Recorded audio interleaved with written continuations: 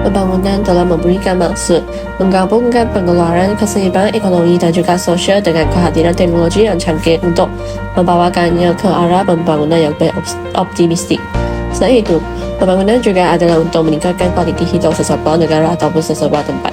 Pembangunan yang mapan telah menjadikan satu penanda aras kepada kualiti hidup rakyat kerana ia telah meliputi berbagai aspek seperti kemudahan asas, perumahan, pekerjaan, pembangunan infrastruktur dan sebagainya. Dan kesemua ini telah dibahagikan kepada 3 fasa iaitu pra-pembinaan, pembinaan dan juga pasca pembinaan.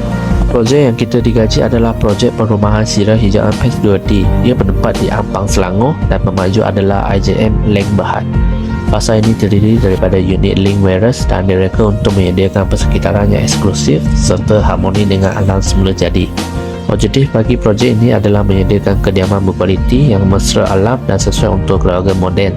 Ia juga mewujudkan persekitaran yang tenang dengan kemudahan lengkap untuk menyokong kesejahteraan penghuni dan memastikan keseimbangan antara pembangunan bandar dan pemeliharaan alam sekitar melalui reka bentuk landscape yang lestari. Raja di atas merupakan peta lokasi, peta kunci dan peta tapak bagi projek perumahan siaran hijauan di Selangor. Berdasarkan peta, projek perumahan siaran hijauan di Selangor terletak di kawasan yang mempunyai berbagai kemudahan penghampiran. Antara kemudahan yang terdapat di kawasan sekitar adalah pusat keagamaan seperti Surau Al-Raha, pusat sukan seperti The Grove Legacy Sport Match, dan kemudahan utiliti seperti pencawang TMB. Walaupun tiada sekolah atau pasaraya besar di kawasan terdekat, lokasi ini tetap strategi untuk pembeli yang mengutamakan suasana tenang dan akses kepada kemudahan asas yang diperlukan.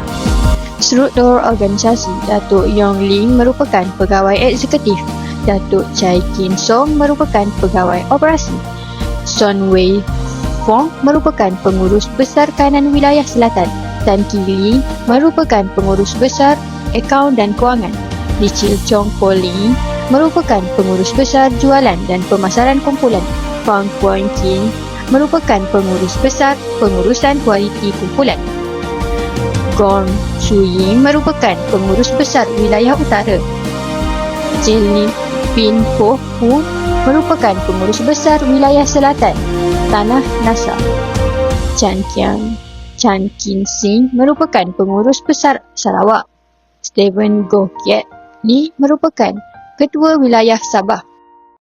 Pembinaan atau pre-construction proses merupakan satu fasa yang amat penting kepada kedua-dua pihak yang berkepentingan untuk mengenal pasti segala skop pembinaan, pelaksanaan projek perumahan atau analisis risiko yang akan berlaku sepanjang melaksanakan projek pembinaan perumahan. Sepanjang melaksanakan projek perumahan Sirah Hijauan yang terletak di Ampang, Selangor, kontraktor yang terlibat untuk mengendalikan projek perumahan ini adalah syarikat pembinaan IJM Land Sdn Berhad.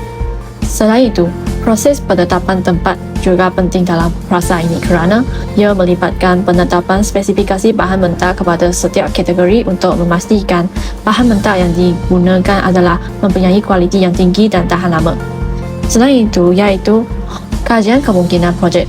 Ini merujuk kepada satu kajian terhadap sumber semasa dan juga sumber yang akan digunakan pada masa depan terhadap manusia, fizikal ataupun aspek kewangan untuk menjaminkan penggunaan sumber secara optimum dan maksimum sepanjang melaksanakan projek pembinaan.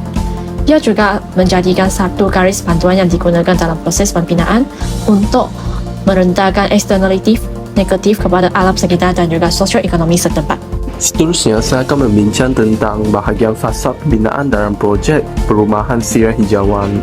Fasa ini meliputi proses penyerahan maklumat dan kawalan dokumentasi pentadbiran tanah, iaitu bahasa syarat dan pecah sempadan, permohonan kebenaran merancang, kerja substruktur dan struktur, kerja superstruktur dan infrastruktur.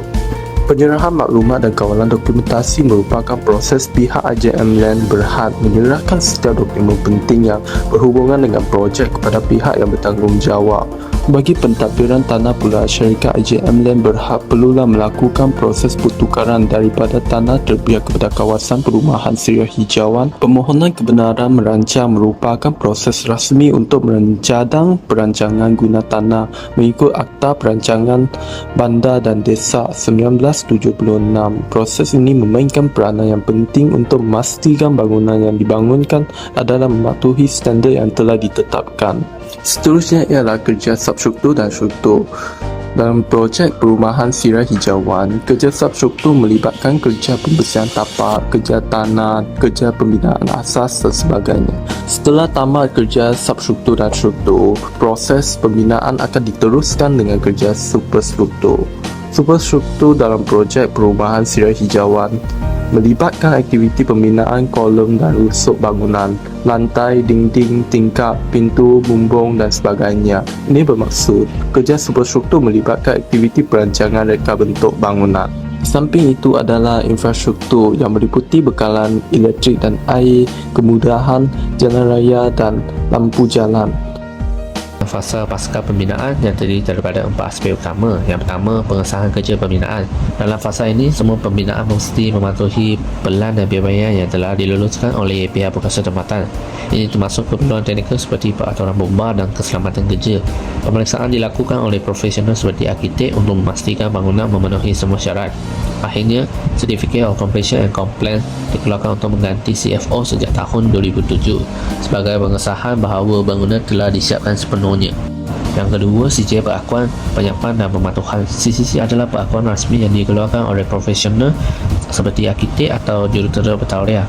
Ia bertujuan mengesahkan bahawa bangunan tersebut layak dan selamat untuk digunakan. Sistem CCC mempercepat proses kelulusan berbanding CFO sekaligus memudahkan serahan milik kepada pembeli. CCC juga memastikan setiap langkah pembinaan telah memenuhi keperluan undang-undang dan teknikal. Yang ketiga, notis milikan kosong. Selepas bangunan disahkan disiap dengan CCC, pemaju akan menyerahkan kunci kepada pembeli bersama hak untuk menduduki rumah tersebut. Namun, jika CCC belum dikeluarkan, serahan kunci ini tidak dianggasar dan pembeli tidak boleh menduduki rumah tersebut. Proses ini memastikan rumah yang diserahkan kepada pembeli benar-benar sepenuh dan selamat untuk digunakan. Yang terakhir, tempoh penyelenggaraan dan perbaikan. Tempoh ini bermula selepas serahan milik, di mana pemeriksaan awal dilakukan untuk mengenal pasti sebarang kecacatan seperti retakan atau kebocoran. Dalam tempoh rehabilitasi kecacatan yang biasanya berlangsung antara 12 bulan hingga 24 bulan.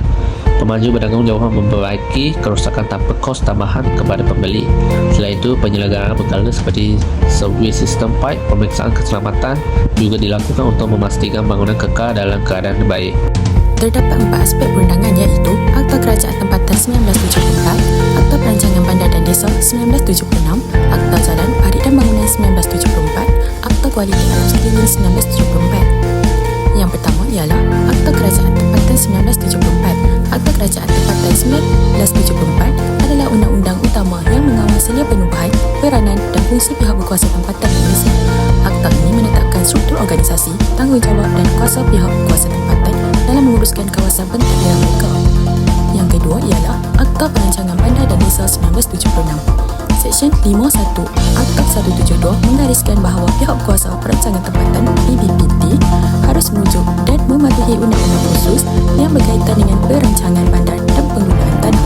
Dalam konteks ini, pihak berkuasa tempatan PBT yang ditubuhkan di bawah Akta Kerajaan Tempatan 1976 berperanan sebagai PBT dan memikul tanggungjawab penuh dalam perancangan dan penggunaan tanah di kawasan pentadbiran mereka. Seterusnya ialah Akta Jalan, Parit dan Bangunan 1974. Akta ini merangkumi segala peraturan dan undang-undang yang berkaitan dengan pembinaan dan penyelenggaraan jalan, longkang dan bangunan di bawah pentadbiran pihak berkuasa tempatan di semenanjung Malaysia.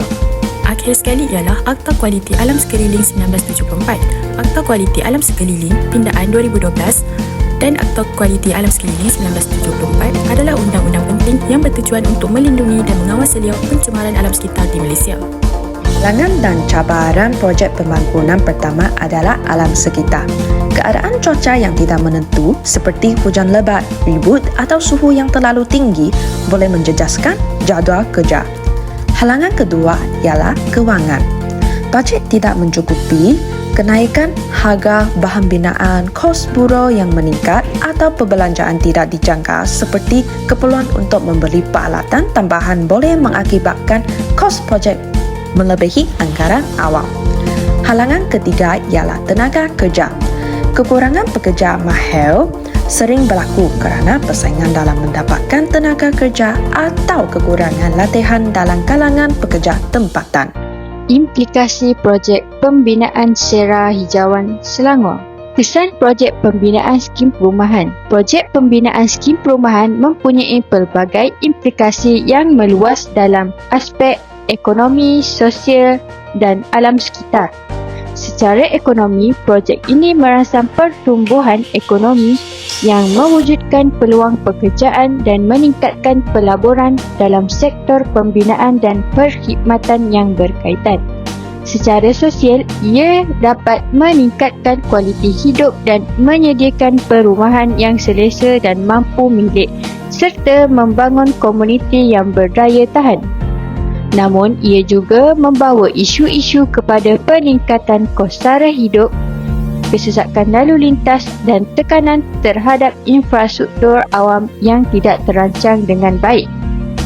Dari segi alam sekitar, pembangunan perumahan boleh menyebabkan pemusnahan habitat semula jadi, pencemaran dan peningkatan penggunaan sumber semula jadi. Secara keseluruhannya, implikasi projek pembinaan skim perumahan adalah kompleks dan memerlukan perancangan yang teliti dan pendekatan yang mampan untuk memastikan manfaat yang maksimum kepada masyarakat dan alam sekitar.